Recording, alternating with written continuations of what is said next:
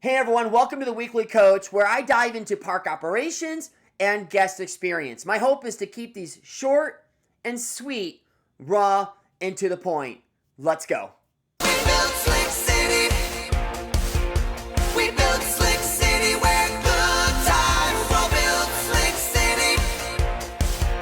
We built Slick City where good times roll. Let's blast the guest experience. What is BLAST? BLAST is an acronym we use here at Slick City around guest recovery, guest experience. So what does BLAST stand for? B, believe the guest. L, listen to the guest. A, apologize to the guest. S, solve for the guest. And T, thank the guest. Believe, listen, apologize, solve, and thank the guest. That's what it stands for, but let's dial into it a little further. Whenever I'm working through conflict resolution with, say, training this down to different managers and team members, I've often used the example of, well, those old action films where someone swoops in to save the day, and I'm not talking Superman, but someone has to kind of dial into dealing with, say, a bomb that's about to explode. And a common expression in those circles around those kind of action movies, in terms of scripting, often refer to what wire to cut, right? Do I cut the red wire? Do I cut the blue wire? And the difference of what wire you cut, well, is the difference between having a happy ending and everything, well, going catastrophic on you. And end of movie, no one survives. It's not a good thing, right? So do I cut the blue wire? Do I cut the red wire? What do I do? One's going to be catastrophic and the other one's going to equate to a happy ending. Now, when I use that example here, and the acronym happens to be BLAST, doesn't sound like our ultimate conclusion wants to be to have anything go off or anything blast, right? So this is how I use BLAST when I think of an analogy or an example. Think of a sand blaster. What does a sand blaster do?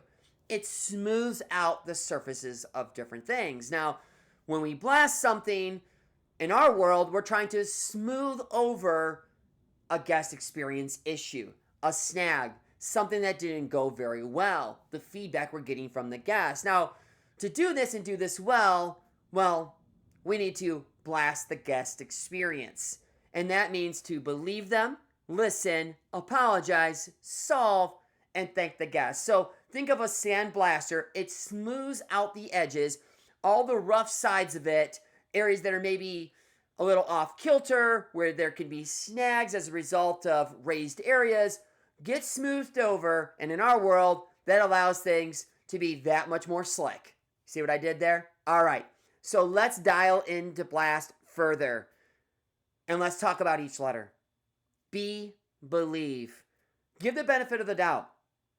Or like, as I like to put it, give the charitable assumption.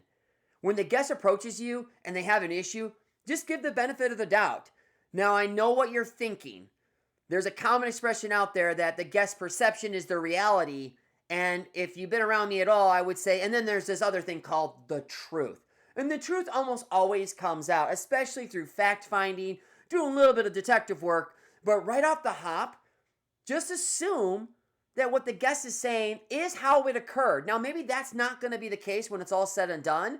But right from the get-go, give the benefit of the doubt, make the charitable assumption, and start things off right with the guest. Like I said before, inevitably the truth always comes out.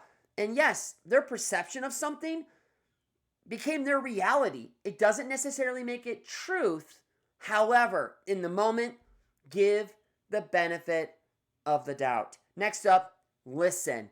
L stands for listen. Listen to the guests and listen to truly hear them out. That's right. We want to make sure that you're affirming, you're connecting with them, that when they're speaking to you, you're listening to them. And there's different ways to do this, from nodding to asking clarifying questions, often parroting back to the guest what they've said to have them further expand on different matters so that you can do a little bit of fact finding, but also make sure that you're listening.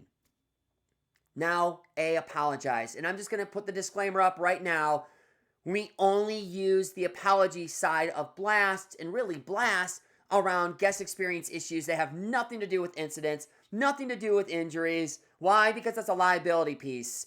When we apologize within the framework of an injury, unfortunately, that can be seen as an area of culpability, an area where there could be, I don't know, blame associated with you apologizing. And so we don't apologize when it has anything to do with an incident, or rather an injury. But we use it all the time in B.L.A.S.T. And we use it around things like a late pizza, a party that didn't go very well, a line that is a bit deep and taking a little longer than usual, or I guess something that didn't go very well up at the towers, at the slides, in which maybe guests didn't have city socks, and then we tell them after the fact, and now they're upset. That's where we use apology. We use the apologize side of B.L.A.S.T.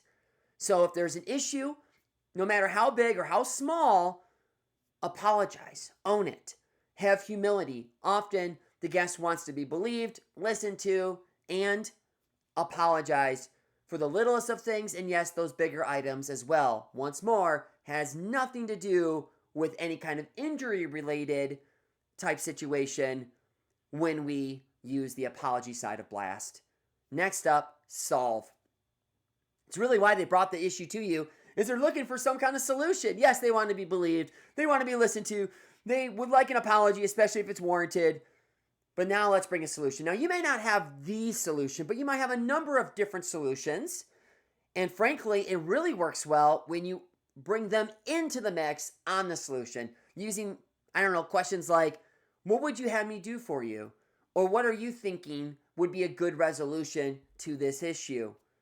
How can I best assist you and bring about a solution to this matter?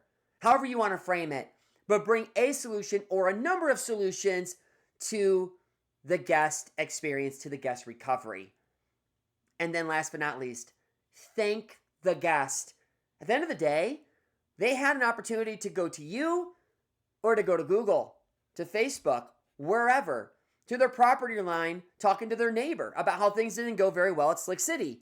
And they chose to go to you. That doesn't mean they're not going to go there, but there's a higher probability that they don't, especially if we use the B.L.A.S.T acronym and we use it well. And so we just want to thank the guests for taking the time. Even if it didn't give you the warm and fuzzies, often it won't, at least they took the time. So if we believe them, we listen to them, apologize, solve for them, and thank them, high probability things will go well. And so that's our B.L.A.S.T acronym. Now, how do you use this? You use this in person, you use this over the phone, and you can even use this in written matters when you're dealing with something, say, across email. Now, I always think it's wise to pick up the phone, but if we're going to use B.L.A.S.T in a written manner, say for a, I don't know, Roller GX review, and you're sending out an email, always line up B.L.A.S.T on a piece of paper.